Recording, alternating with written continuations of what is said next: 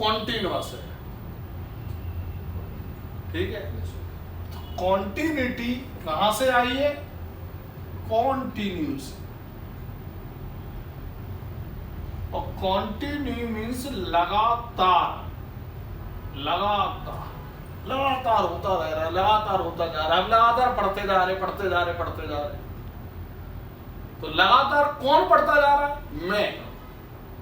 मैं लगातार पढ़ाता जा रहा हूं, मैं, या आप लगातार पढ़ते जा रहे हैं, आप हो गए।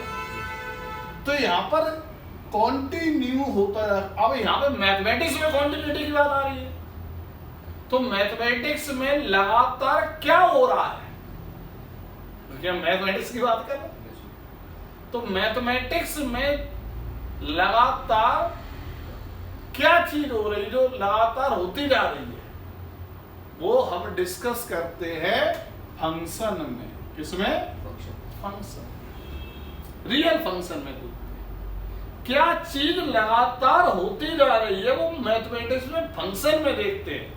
और फंक्शन में दो कैटेगरी के फंक्शन में हम लोग देखते हैं, पॉलिनोमियल एंड ट्रिग्नोमेट्रिकल फंक्शन।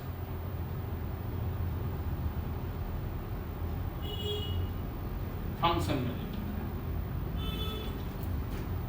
यदि कोई भी पॉलिनोमियल फंक्शन है और वो लगातार आगे बढ़ता चला जा रहा है, तो मतलब है वो कॉन्टिन्यूअस है, उसकी कॉन्टिन्यूटी बरकरार है और वो लगातार बढ़ता जा रहा है, तो हर वैल्यू पर, हर रियल वैल्यू पर वो रियल होगा, इसलिए हम रियल फंक्शन नहीं बोल सकते। क्या बोल सकते? Real function. तो हर रियल वैल्यू पर वो कॉन्टिन्यूअस होगा, क्योंकि हर वैल्यू पर बढ़ते ही जाना जा रहा है। ये हमें चेक करना है।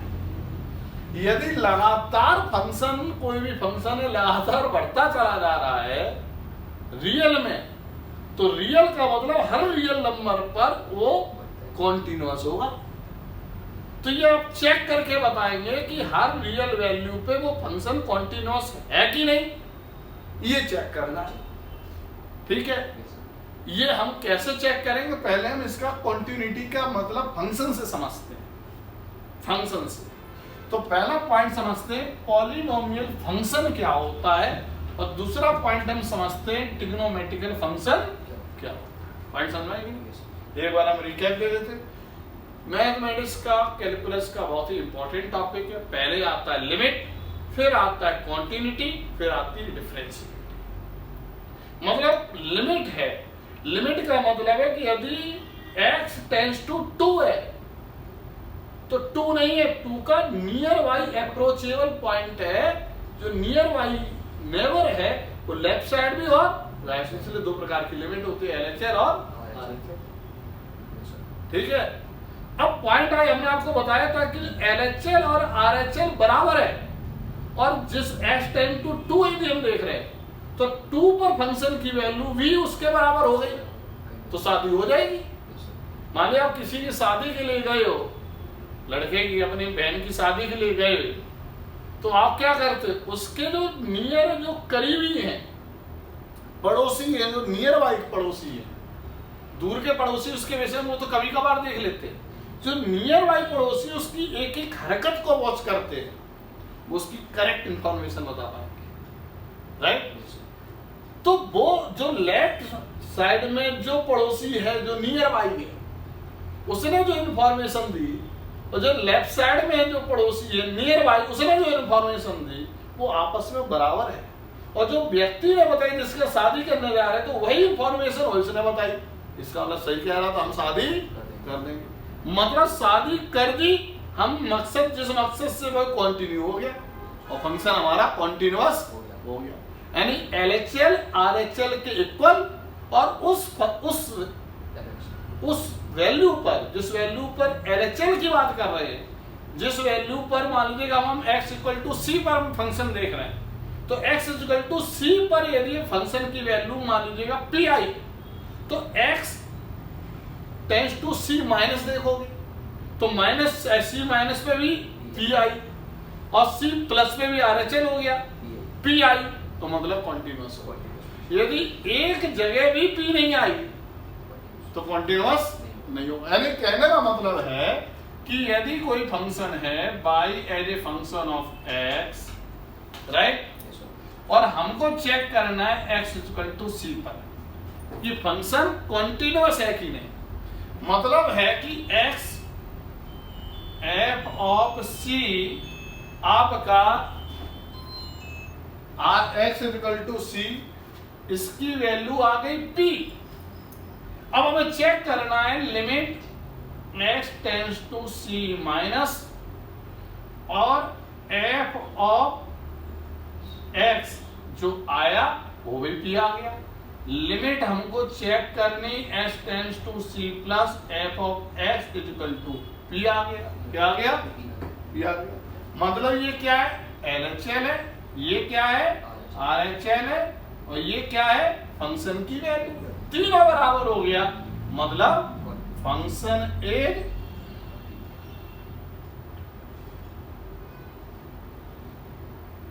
Eight x equal to c।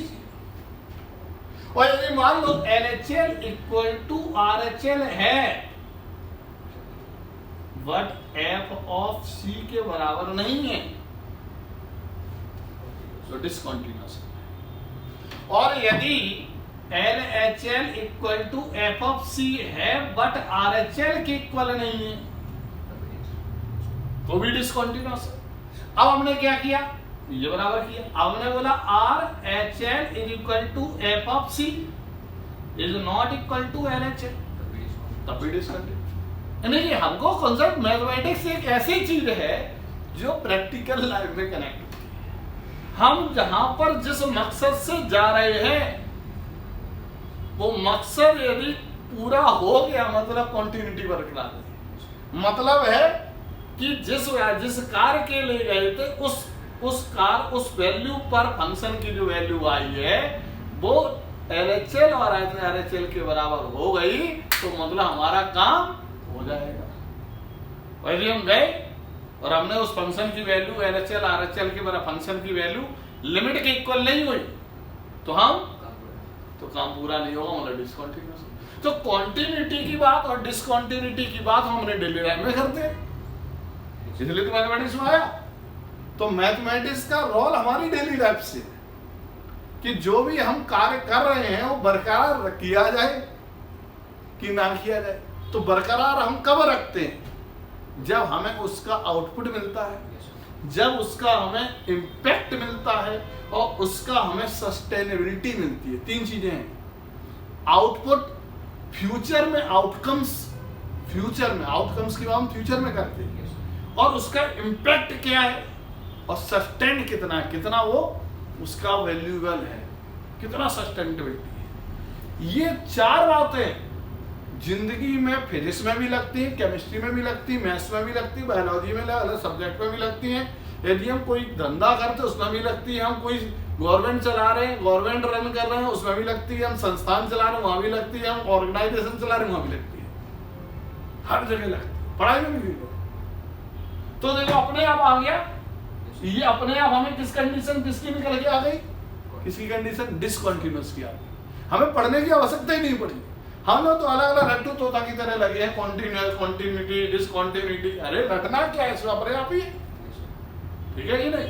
तो ये condition for the continuous function, condition for discontinuous function, ये टर्म्स ऑफ कंडीशन निकल के आ गई, ठीक है? तो नोट कर लीजिएगा।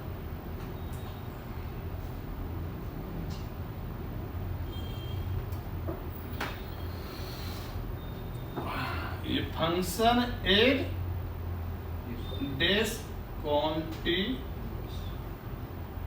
Eight x equal to c, ये कंडीशन निकल के आ। यानी कि हमने आपको दोनों चीजें बता दी बेटा। क्या बता दिया? कि कॉन्टिन्यूटी का मतलब है कॉन्टिन्यू, लगातार रहना, कोई चीज लगातार रहना, लगातार हम पढ़ाई लगातार करते जा रहे हैं। अरे क्यों? कौन कर रहा है? मैं कर रहा हूं, तो उसके पीछे मोटो है ना, इम्पैक्ट है, उसमें आउटपुट है, उसमें आउटकम्स है, उसमें सस्टेनेबिलिटी है। क्या कि बाद में जब पढ़ के की अफसर बन जाएंगे या कोई भी कार्य करेंगे हम अपने आप को सेल्फ डिपेंडेंट होंगे, अपनी फैमिली के लिए हम केयर करेंगे, अपनी सोशल रिस्पॉन्सिबिलिटी भी निभाएंगे। सस्टेनेबिलिटी और उसका इम्पैक्ट क्या कि हमारा भी भरण पोषण होगा, हमारी फैमिली का भी होगा, और सोशल हमने समाज के लिए जो हमारे पास प्रतिभा वो भी उसके लिए लाभान्वित होगा। ये इम्पैक्ट भी है।